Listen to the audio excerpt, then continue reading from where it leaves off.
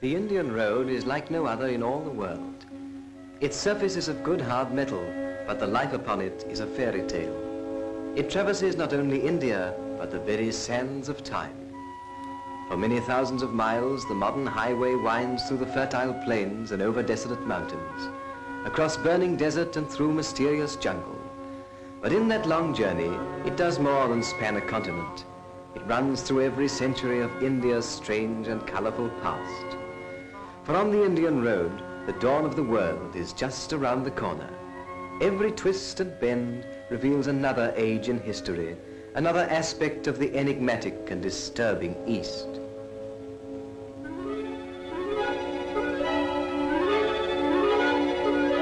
Here beside the road is a Muslim hermitage. All these white stone jars perched up on the tops of poles are gifts that have been left by women, Muslim women who have been to pray on the holy ground, beseeching Allah for the blessing of many children. The jars which they have left are held in India to be the symbol of fertility. Though the public highway is as modern as tomorrow, the travelers who use it are of yesterday, and all the ages back into the remote times. The bullock carts still travel in convoy for fear of tigers, and the heavy transport is still the work of elephants, as it was in India before history began in Europe.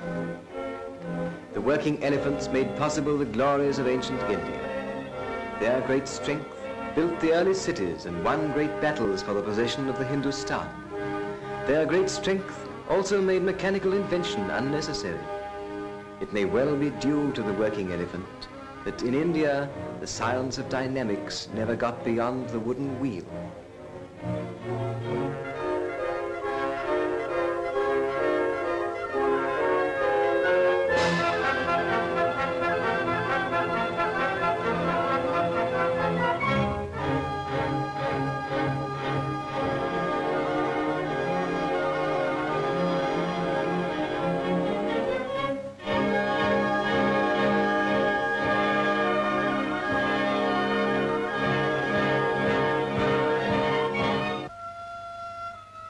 For hundreds of miles, the Indian highway cuts across a bleak and bitter landscape, torn and ravaged by the monsoon floods, and then for 10 months without intermission, burnt and hammered by the tropic sun.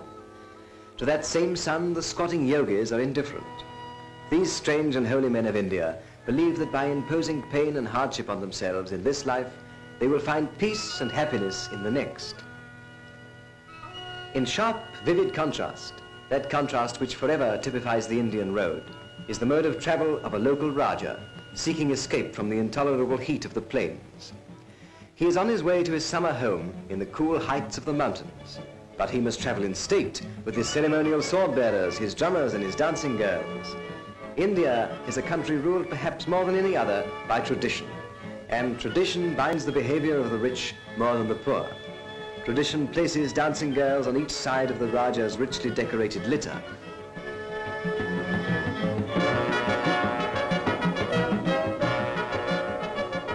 Tradition insists that they shall dance throughout the long and tedious trek. Tradition too governs the Raja's wife, the Rani. Being of lesser rank, she rides without a canopy, enduring the full force of the sun. That same tradition even decorates the peasant's cow. Round her neck is the blue ribbon which at once marks her as a sacred animal and at the same time acts as a charm to ward off the evil eye.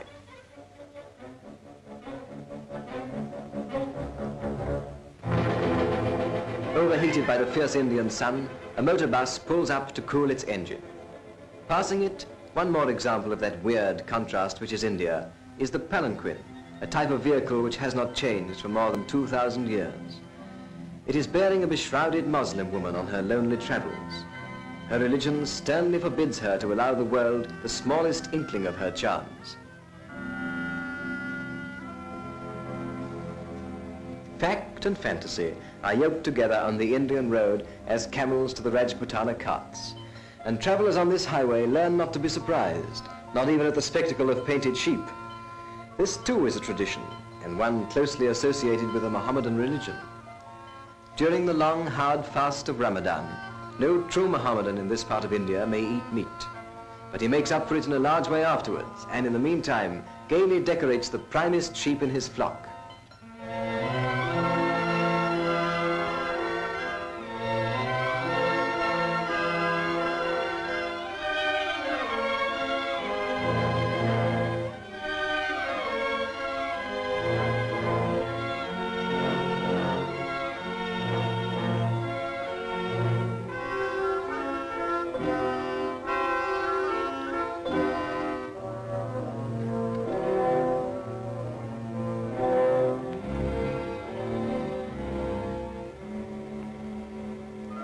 In the many roadside villages, the travellers by ox cart and camel cart pull up for the noonday rest. No native caravan will halt upon the open road if it can be avoided, not even in broad daylight.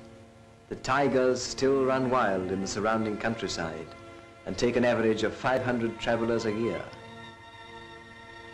And for those who halt here, as in the railway stations of our own hemisphere, there are diversions and amusements, but being India, of a strange, exotic kind.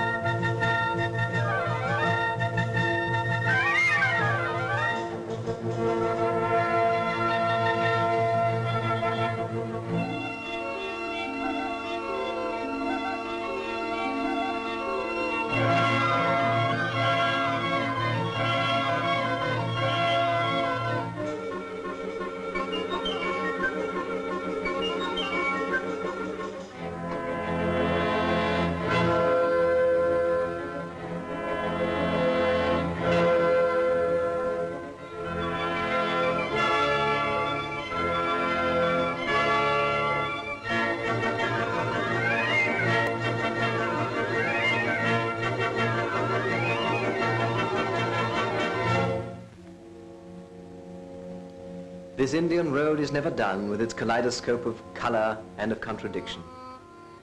The Hindu women carry water with averted faces. The village barber wields his clippers in the open air, scorning any less advertisement. And over all the gossip of the travellers, the carriers of news upon the Indian highway hangs upon the air as with the humming of a million insects. Beside the village pillar box, the postman takes his ease while his assistant smokes a hookah in the sun. And now the oxen must be driven again to the yoke. The time of the siesta is behind them. The kaleidoscope is shaken as a million wooden wheels begin to turn. The modern road winds on, a ribbon of the present, threading the fantastic centuries of ancient India.